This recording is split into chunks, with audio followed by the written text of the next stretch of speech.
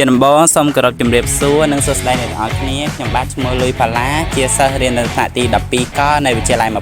មករា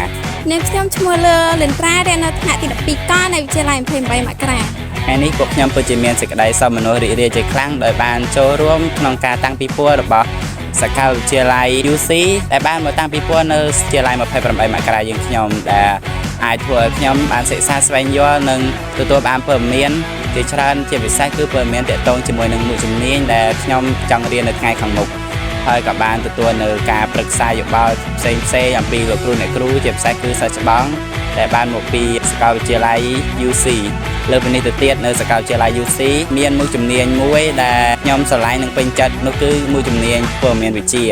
ដែលជាមុខជំនាញដែលខ្ញុំចង់រៀននៅថ្ងៃខាងមុខចំណែកអ្នកខ្ញុំក៏ដូចគ្នាដែរនៅពេលដែលបានឃើញសិស្សច្បងក៏ដូចជាលោកគ្រូអ្នកគ្រូដែលមកពីសាកលវិទ្យាល័យ UC បានមកណែនាំអបិសោតនិងមុខជំនាញដែលទាក់ទងនឹងការសិក្សានៅពេលចប់ទី12ហើយក៏បានណែនាំអំពីការត្រៀមខ្លួនប្រឡងបាក់ឌុបនៅពេលថ្ងៃខាងមុខ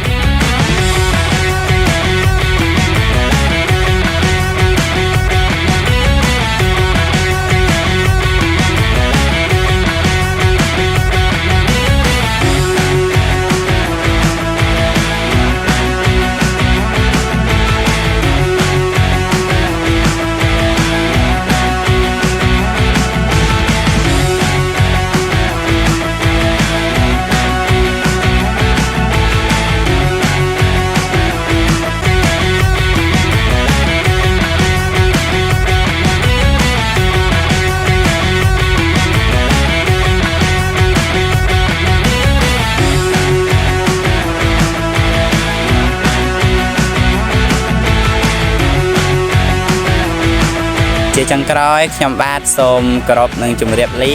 ជាពិសេសគឺជូនពរទៅដល់សិស្សានុសិស្សថ្នាក់ទី12ទាំងអស់ដែលកំពុងតែរៀននិងត្រៀមប្រឡងនៅថ្ងៃខាងមុខនេះជូនពរឲ្យទទួលបាននូវភាពជោគជ័យជាពិសេសគឺទទួលបានលទ្ធផលល្អនៅថ្ងៃបាក់ឌុបទាំងអស់គ្នាវិទ្យាល័យ